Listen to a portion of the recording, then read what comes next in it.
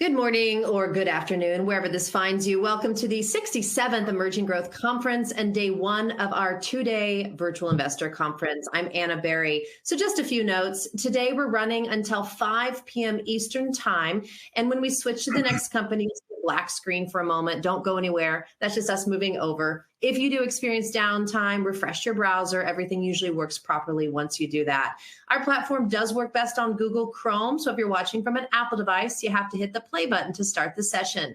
Now, all of our conferences are uploaded to our Emerging Growth Conference YouTube channel. Please subscribe to that, youtube.com/Emerging Growth Conference. Now, during each company's presentation today, you can submit questions through the webcast module, and we will attempt to address as many of these as possible at the end of the presentation.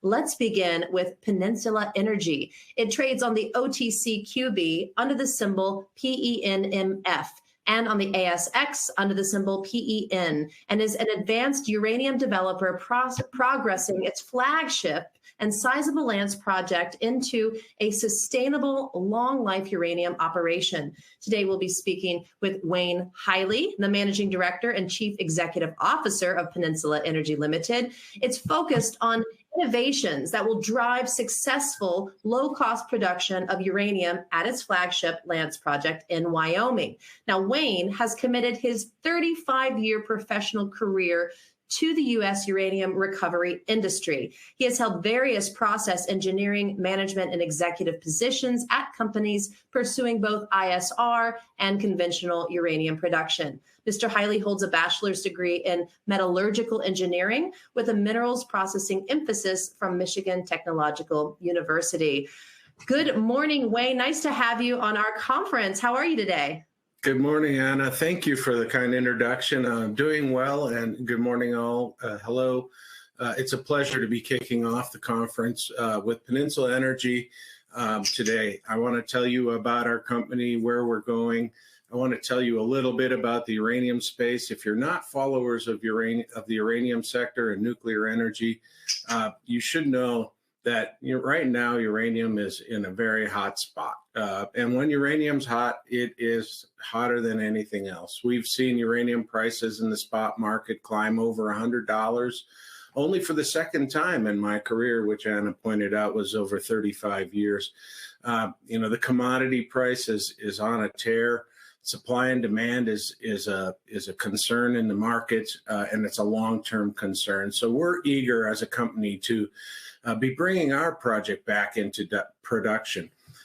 What you see on the cover slide, it's an important piece of context. This is the existing facilities at the Lance projects in the state of Wyoming. In the foreground is our office and shop building, and in the background is our existing plant facilities. This project was built in 2015 and started production and ran from 2016 until 2019, when the markets just simply didn't support it. Now there's been a strong turn in the markets, and the company is getting ready to restart its modern, well-kept, and ready-to-go Lance facilities. But in the time frame between when we shut down and now, we lost the services of a key service provider, and that was the company that toll processed our uranium-loaded resins from the plant that you see here into final yellow cake. So we need to this year build that extra facility, what we call a central processing plant. And that's the big part of that ambition for Peninsula today. The good news is we've gone about our business. We've fully funded that construction project. And today we're getting ready to break ground on the plant construction. We anticipate being a producer near the end of the year, and in 2025 being a very good production year. The plant in its current configuration is ready to go. The well fields in their current configuration are ready to go. All we really need to do is build that home for processing our uranium-loaded resins, and the company will be ready to go. That's the back end of a plant process that's very standard industry processing. So let me tell you a little bit more about this. It's exciting to be here and share this information. Before we proceed, I want to share with you that we have important disclosures about forward-looking statements. I am sure to give you a few of those along the way. We have a disclaimer and competent person statement on our presentation, and we occasionally speak about inferred resources and how we treat inferred resources in our project economics. So I want you to be aware of these cautionary statements. The presentation will be available for you to review. It's also available on our website. The highlights of our company, Peninsula Energy, is that today we have our project, a world-class uranium production asset, really in a Tier 1 jurisdiction, the state of Wyoming here in the United States. By the way, I reside in the state of Wyoming as I've dedicated my career to uranium production, and Wyoming is one of the leading producing states of uranium in the United States. We're a near-term uranium yellowcake producer. We'll be producing, hopefully, with all goes well with the construction, if we can keep on time, we'll be producing at the end of the year. And we're going to ramp up to a significant and meaningful production profile. I'll share that profile with you as we go. We have multiple avenues for growth of our resources in the company, and that's a fact that's often lost on observers and investors. Obviously, an exciting time in the market, very favorable market dynamics, and importantly, we've taken care of the funding puzzle. We've funded our project to first production. I'll share a little bit more with that. We have a market capitalization in our corporate overview here. It's about $288 million Australian. Our share price closed last night at 14.5 cents. So we're trading strongly on an upward trend. We have 2 billion shares on issue and about 400 million options out. I'll explain where those came from. We just did this capital raise, and they're new options, but they're set to expire only 12 months out in March of 2025. They're in the money, and it's going to be an additional source of funding for us. At the end of last quarter, December, we had $17 million in cash. We brought an additional amount of cash in from that placement, which is the next slide. I'll share that with you and give you the wholesome picture of how much cash we now kind of have, or approximately have on hand. The company has no term debt. We traded down very strongly last July. That was on the news that we were not starting the process plant as expected in the middle of last year. Like I said, we were getting ready to go into production. We have everything in its current configuration ready for production, and we would be in production today, but for the fact that we don't have a home for our loaded uranium resins and the ability to take it to final yellowcake product. But we're addressing that solution with a construction project here in 2024, and we'll be up and running in 2025. Let's talk about equity raise and what we did. In November, we announced an equity raise. We were issuing or securing $50 million Australian through a placement. We received those funds on January 15th. So from the 17 million US that we had, we added this 15 million in the middle of January. And then we added another 10 million from the proceeds from a share purchase plan going to existing shareholders. So all in all, we raised $60 million that came into our accounts, Australian, which is about $40 million US. And that money came into our accounts in January of this year. The funding allows the company to continue construction at Lance and maintain the schedule to have this restart happen late in this year. The placement featured, placement of shares at 7.5 cents. So the new shareholders are quite happy now that with our share price almost doubled at 14.5 cents. We also had a half option attached to each placement share with a strike price of 10 cents. The share purchase plan was done on the same terms, adding some additional options. The exercise of those options is expected to bring in another $40 million Australian, meaning that we'll have raised about $100 million Australian through this placement, probably in the course of the next year as the options expire in the first quarter of next year. This amount of money is very close to what we need to get the company to a point of free cash flow positive. I mentioned this funding will carry us through to first production. This will get us to construction and get us to first production. But there's a period of time when you're building inventory and operating and investing in the early operations that you're putting additional sustaining capital into the project. We have about a 50 million Australian gap that we need to fill. We're looking at debt.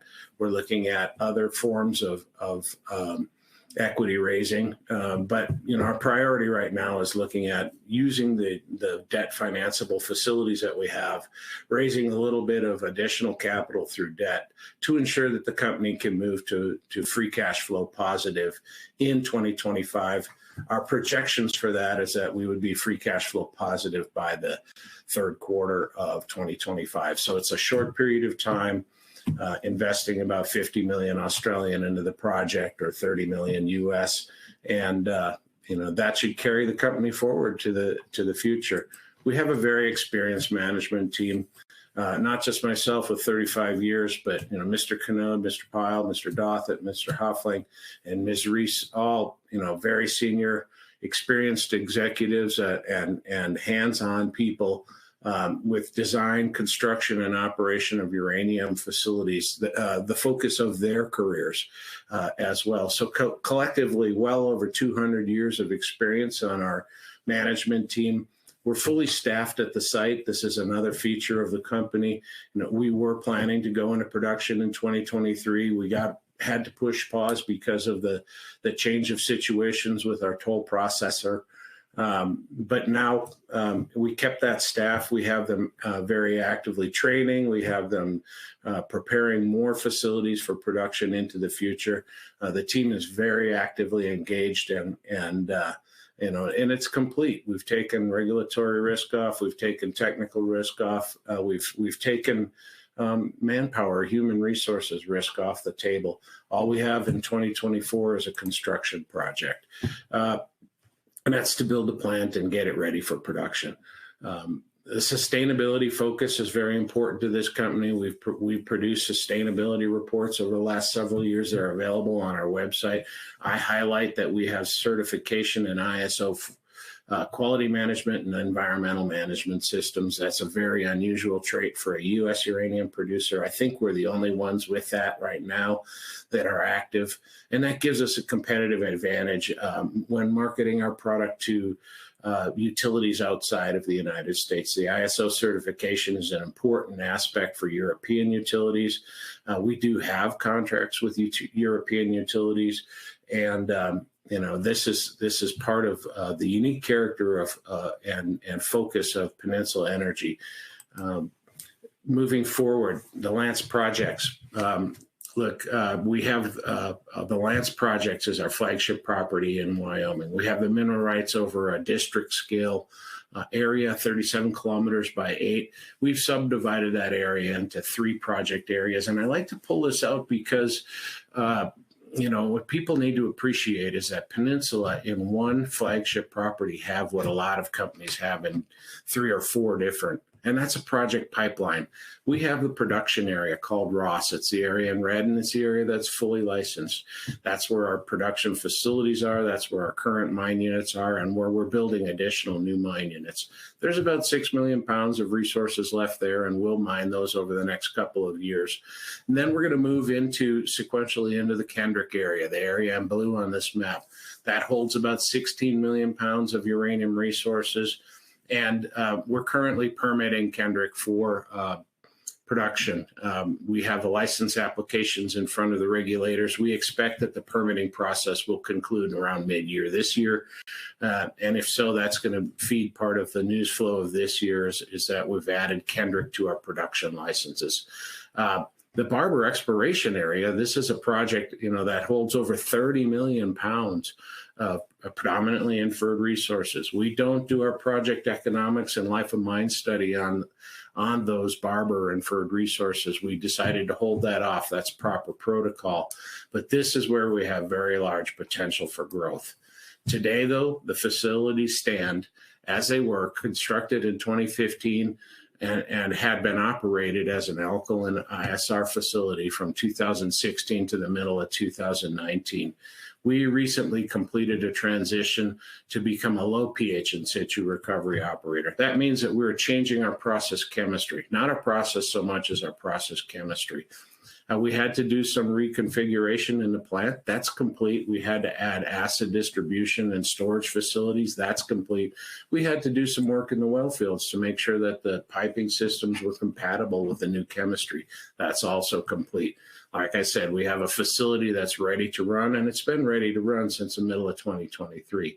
The capacity of that facility is about 800,000 pounds a year.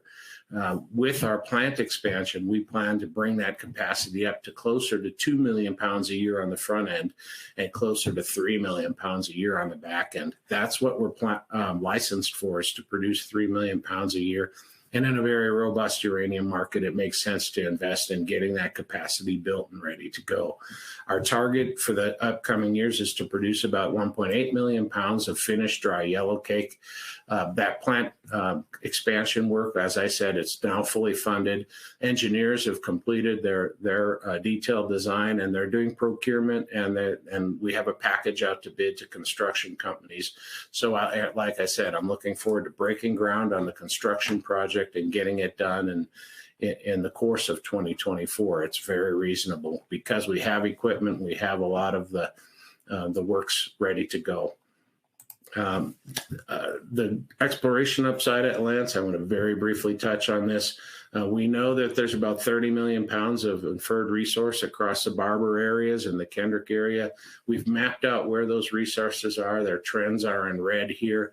With only a limited number of close space drilling, it's predominantly wide space drilling. That's why the resources are inferred. As we go in and bring the drill spacing in closer, we generally grow the resources. In the past, up at Ross and at Kendrick areas, when we did close space drilling, we expanded the resources very significantly. And that's the basis for the exploration target. 100 to 163 million additional pounds on top of the 54 million pounds that we have. This is very clearly one of the largest and most significant uranium development projects in the United States. On top of that, we added a new project late last year called Dagger. It's a short distance away from the Lance projects. You follow a main road up to it. Dagger is very interesting. It has about 7 million pounds of inferred resources on it. We're going to do some additional drilling there this year now that we have the mineral rights secured and we're getting the surface rights. The grade of the Dagger project, because of a slightly different geological context, is about twice the grade of the Lance project uranium mineralization. So we're excited about having a higher grade resource to turn to. This is a great candidate to become a satellite operation. We would build a plant much like we currently have at Lance up at the Dagger project and ship resins back to the Lance facility for processing into uranium yellowcake. Significantly, we put this project together for about 12 cents a pound. Market valuations for uranium in the ground tend to be now north of $5, and often, people are paying as much as $10 a pound for a project. So that's an astoundingly low cost in-house initiative where we acquired the mineral rights and such. Moving right along, I have a couple of minutes left before we do Q&A, and I want to just share with you our production profile. This is what we generated in August of last year when we decided to revamp our life of mine and issued new project economics. The profile suggests that 2025 we can produce up to 1 million pounds a year or that year and ramp up towards 2 million pounds a year, 1.8 million as a sustaining rate using the plant that we're designing and building this year. We have about a 10-year mine life that produces about 15 million pounds. Of those pounds, we have committed into contracts about 5 million pounds presently. So about a third of our 10-year life of mine project is committed to contracts. We have contracts that are both base price escalated and market-based contracts. So what we try to do to help our investors understand our portfolio is we presented this graph that shows that our contract portfolio protects us in the lower downside pricing. We actually realize higher pricing from our contracts in the spot market. When the spot market goes up, we have very strong leverage to the spot price. Remember, 2/3 of our future production is open to the spot market pricing completely. 1/3 is under contract, and a portion of that is market-based pricing. So we have very strong relationships with multiple utilities. We've been delivering into our contract book since 2016. And one of the other unique features of Peninsula Energy is that we've been generating cash through uranium sales as a junior uranium mining company since 2016. Now, the uranium market's extremely strong. We saw a very strong uplift in the pricing in the fourth quarter and really the second half of last year. We did our project economics in August, and that was before the price really took off.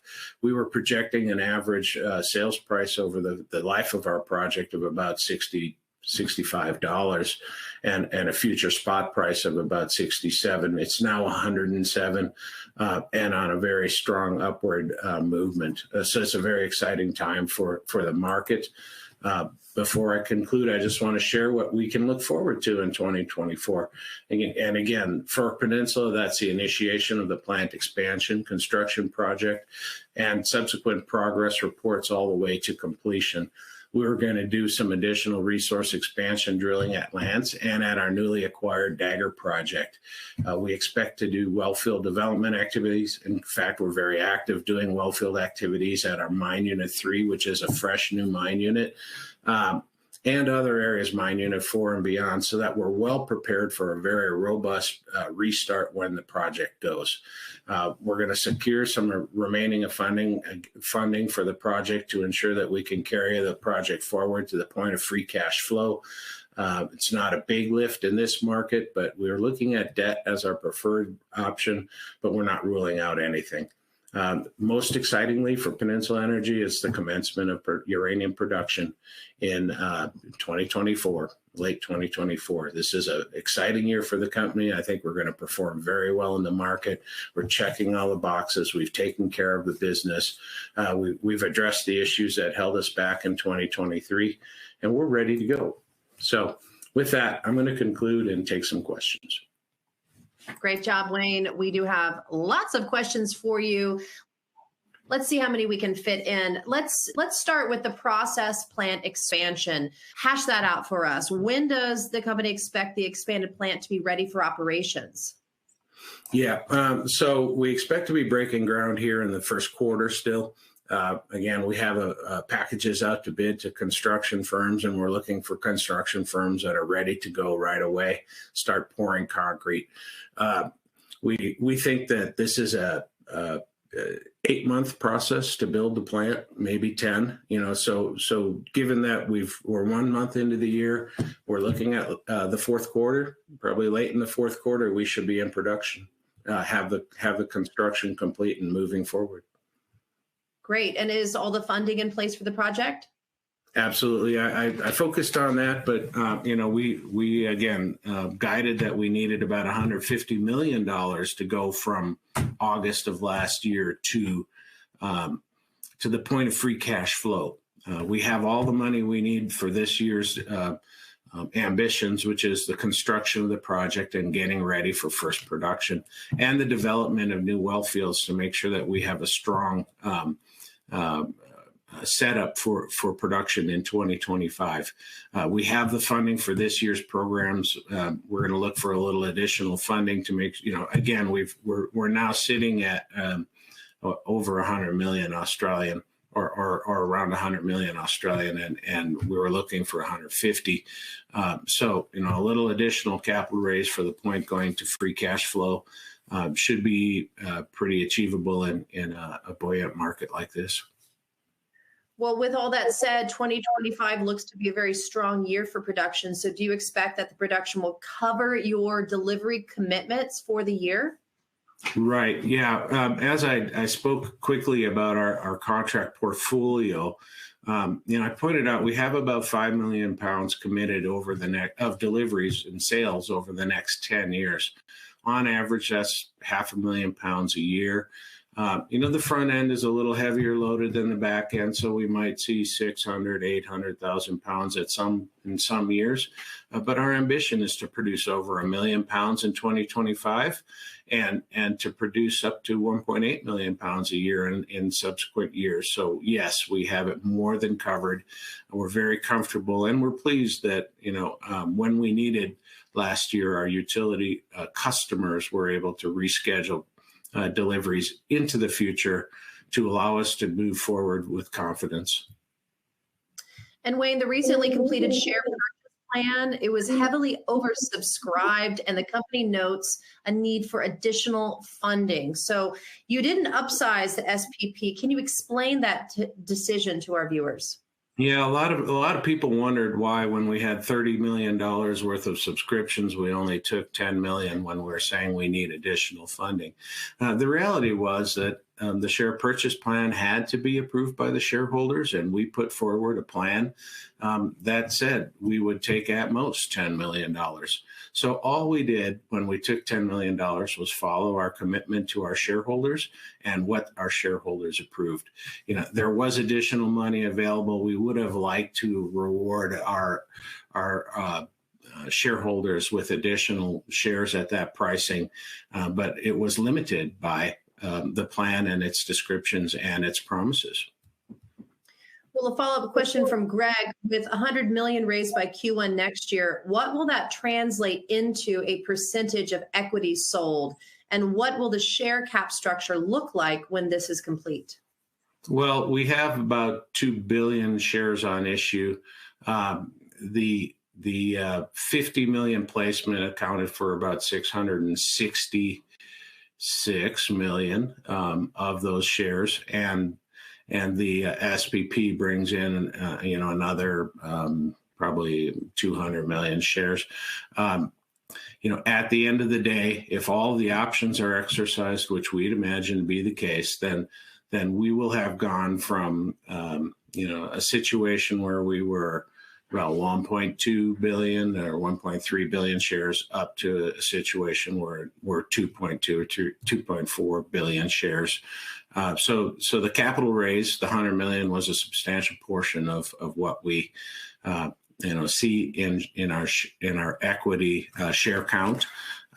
But it was a very meaningful and successful raise. We have a lot of incoming happy long-term shareholders at this point, folks who are very clearly holding on to their shares and seeing good appreciation. And we have a few questions from Adrian Cantrell.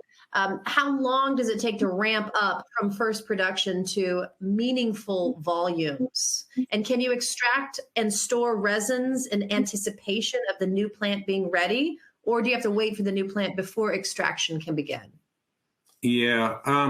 Well, in the processing plant, it's really a concentration plant. We take uranium and put it on resins, and that's holding uranium at a decent concentration. But we can complete some of the processes interim before drying, and we could store a yellow cake slurry, or we could store a rich solution, after removing uranium from resins. It's not very practical in this setting to store resins. Resins are actually a very expensive piece that gets reused over and over again during the life of the project. But yes, we can get started on production and build some inventory in the plant before the very last parts of the plant are constructed.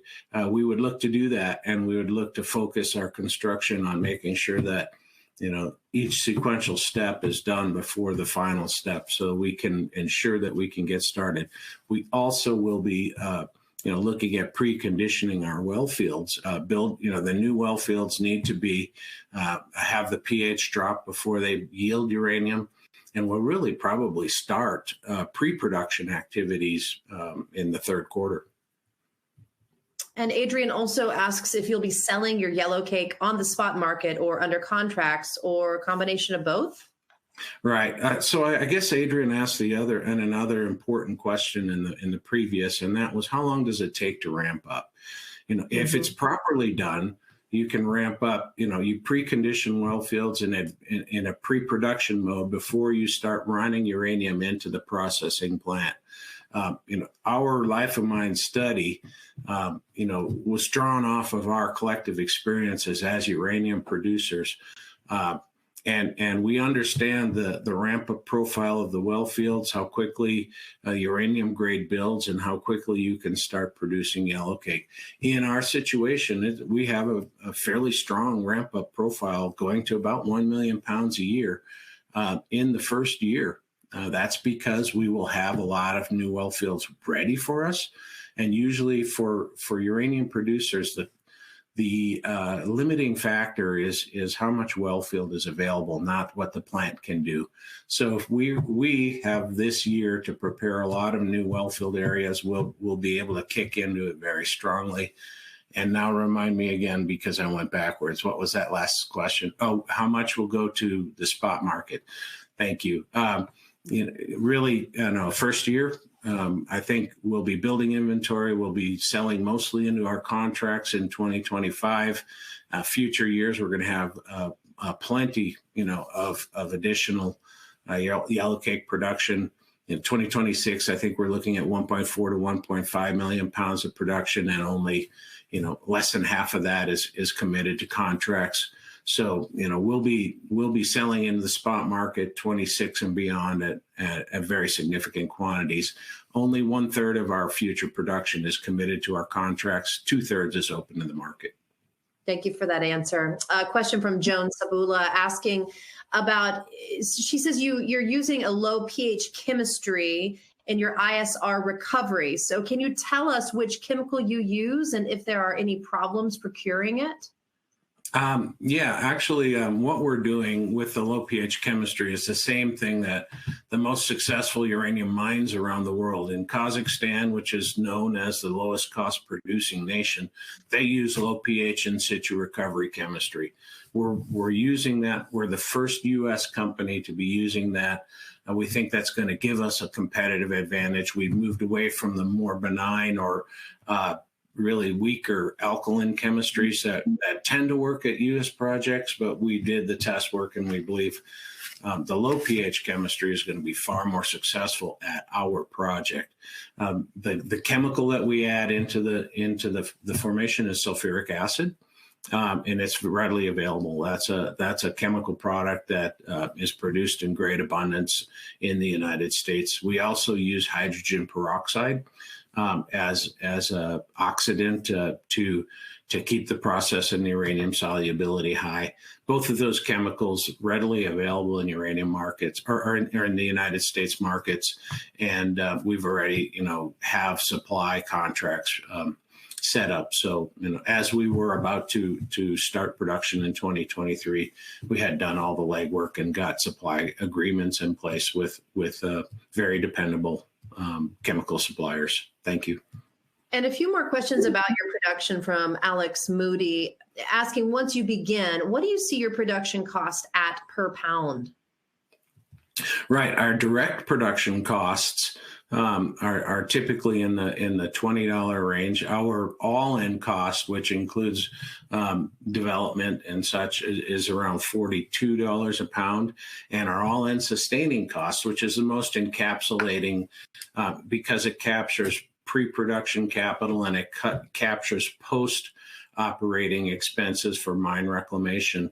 The all-in sustaining cost of our project is projected to be around $52 per pound. And again, the uranium market today is 107. So we feel we have an economically very robust opportunity in front of us to produce. And we're moving quickly as we can to get uranium production back up and running. And Alex asks, what kind of competition or hurdles do you see? Or does demand exceed production, resulting in quick sales? Yeah, right now the uranium market is undersupplied on the order of 50 million pounds a year. So, if we bring in 1 or 2 million pounds a year, we're just denting the undersupply. And the reality is the world needs more uranium mines. Nuclear power as a whole has been embraced around the world in a way that it hasn't in my lifetime. More people enthusiastic about the carbon-free nature of nuclear power. More nations are adopting nuclear energy as a part of its clean and green electrification planning, including the United States, which is funding quite a bit of money into the nuclear industry to ensure that we have the fuel cycle as strong as it can be. The reality is that there's a supply gap projected from now into the entire future. The world needs to develop more uranium mines, and the little bit of work that we do is not going to change that. And last question from Alex: where geographically are your customers? Yeah, we have North American utilities who are, produce power through nuclear power plants, and we also have European customers. And we have had a global marketing and endeavor. We look at the Western world, the United States and Europe, as our customer base, and we have multiple contracts, really 5 or 6 different contracts with customers. So they're spread out. We tend not to name them because that's generally protected under confidentiality in the agreements. I'd love to tell you who they are, but I'm bound by some confidentiality provisions, and I respect them, and I like our customers. They've been great to work with, but they're all very large utilities that have a very solid economic base to them. And closing question from Amy Potter. Amy says, with many power grids around the world, even in the US, beginning to be overloaded, what percentage of them do you see switching to uranium as a power source for the grids? Of course, taking into account any geopolitical roadblocks. Yeah, so I think the geopolitical roadblocks are becoming less and less. The world is embracing nuclear power.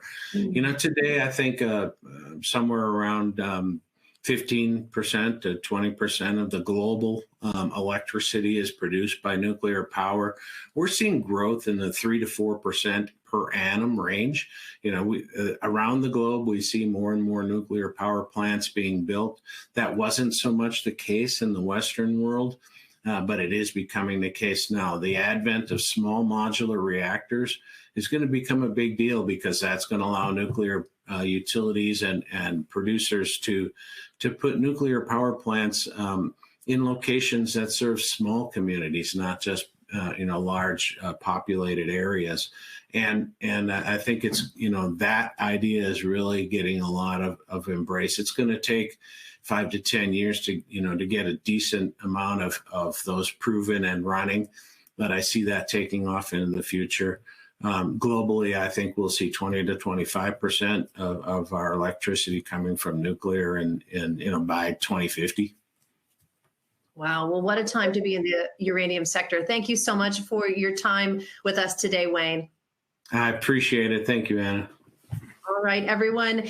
If you were expecting to see VCI Global at 10:50, they had to postpone their presentation until March. So they will be back with us in March. We will be back with Ideal Power at 11:25 Eastern. See you soon.